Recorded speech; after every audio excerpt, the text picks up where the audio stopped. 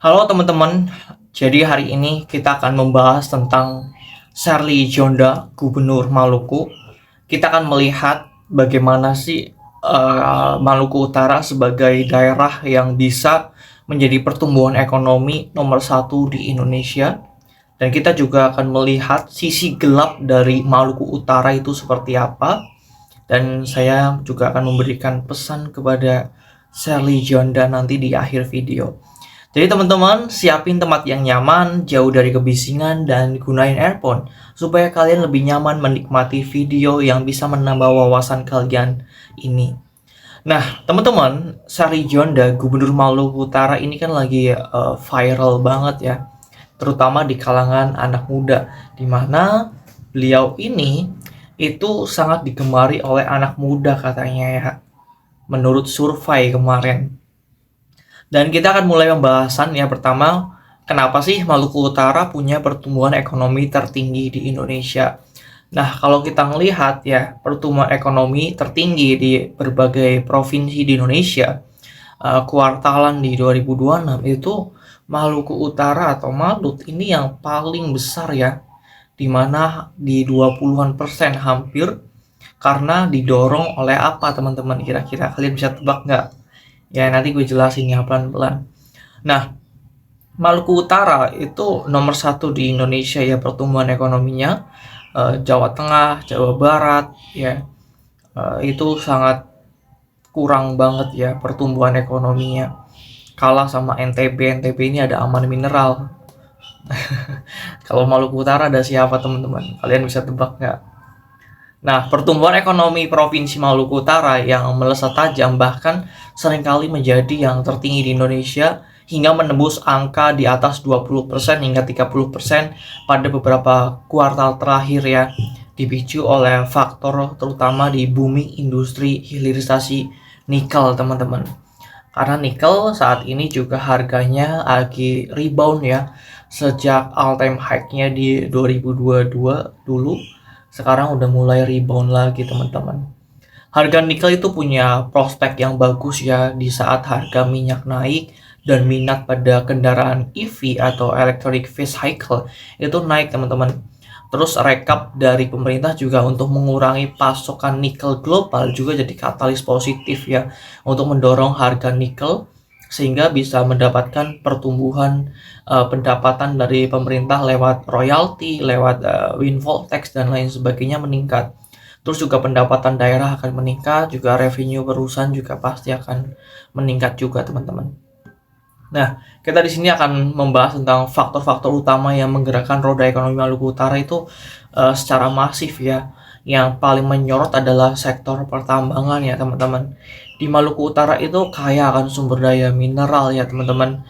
Ada batu gemping, ada batu pasir silika dan biji besi ya. Nikel, mangan, itu tembaga, itu benar-benar kaya raya ya. Maluku Utara teman-teman, sumber daya alamnya, mineralnya ya teman-teman.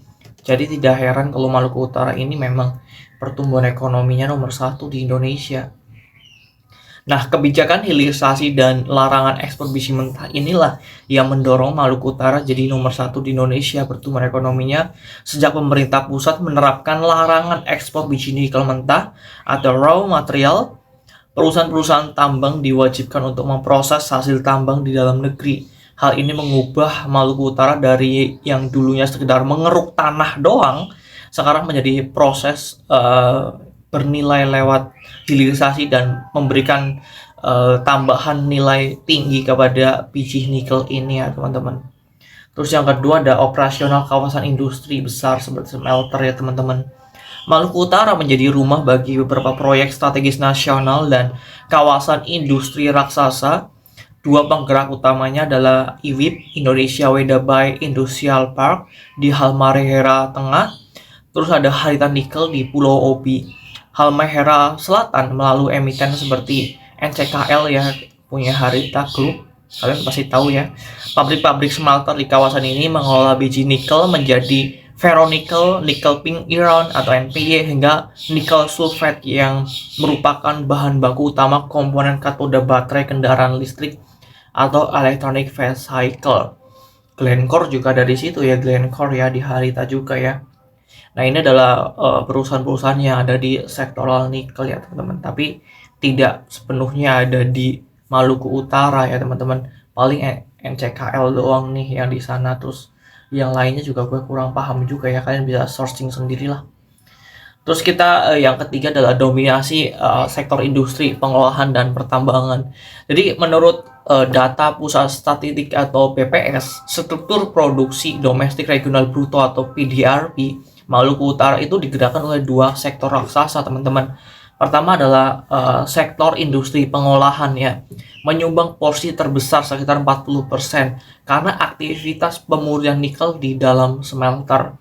Terus sektor pertambangan dan penggalian menyumbang sekitar 20% sebagai penyedia bahan baku di hulu ke hilir. Jadi bagus banget nih ya di Maluku Utara teman-teman. Jadi tak heran kalau pertumbuhan ekonomi Maluku nomor 1 di Indonesia, karena memang menyumbang sebesar itu nikel kepada Maluku Utara. Dan klub sepak bolanya juga maju banget ya.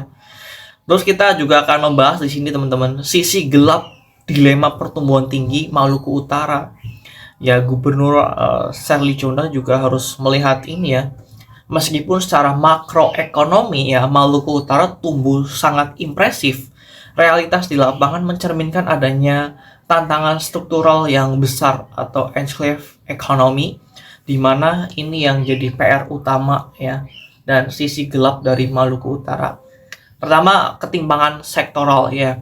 Pertumbuhan didominasi di industri padat modal teman-teman ya, tambang dan smelter, sementara sektor tradisional yang menyerap banyak tenaga kerja lokal seperti pertanian, pariwisata dan perikanan tumbuh jauh lebih lambat di Maluku Utara. Terus yang kedua adalah konektivitas dan pemerataan. Ini juga sisi gelap juga ya. Dampak ekonomi ini masih terpusat di area lingkar tambang ya teman-teman. Halmahera Tengah, Timur, dan Selatan, dan belum merata ke seluruh kepulauan karena kendala logistik antar pulau di Maluku Utara ya teman-teman. Terus juga ada isu lingkungan yang cukup masif di industri yang memicu tantangan besar terkait daya rusak lingkungan di wilayah pesisir dan daratan Maluku Utara ya teman-teman. Dampak dari aktivitas pertambangan itu sendiri ya, itu harus menjadi PR besar bagi Gubernur Sherly Jonda ya. Pesan dari Yudhistira Gilbert kepada Gubernur Maluku Utara Sherly Jonda yang sangat kontroversi ini ya, karena kemarin jaringan advokasi tambang atau JATAM mengungkap temuan mencolok ya, di mana Sherly Jonda ini tak hanya berperan sebagai pejabat publik tapi juga pengendali sejumlah perusahaan tambang nikel, emas, dan pasir besi di Maluku Utara. Sebagian besar terafiliasi dengan keluarga Laos Jonda ya, suaminya teman-teman. Dan kita akan memberikan pesan kepada Gubernur Sherly Jonda, di mana sumber daya alam atau SDA seperti nikel itu tidak abadi dan pasti akan habis. Jika sudah habis ya, Gubernur tidak punya program ekonomi keberlanjutan. Sangat menyedihkan ya, terutama yang padat karya ya, pariwisata, pertanian, perikanan, yang sustainability untuk ekonomi rakyat ya. Jadi jangan mengandalkan sumber daya alam yang pasti nanti akan habis di masa depan. Itu aja sih pesan saya kepada Sherly Jonda, Gubernur Maluku Utara. Kalau kalian ada pesan buat Gubernur Sherly, kalian bisa komen ya teman-teman. Terus itu aja teman-teman ya yang bisa saya sampaikan terkait perekonomian Maluku Utara tadi ya, yang dimana penggeraknya itu apa aja sih, kok bisa ini sangat menyorot banget ya teman-teman. Jadi itu aja teman-teman pembahasan kita kali ini, kurang lebihnya saya mohon maaf banget.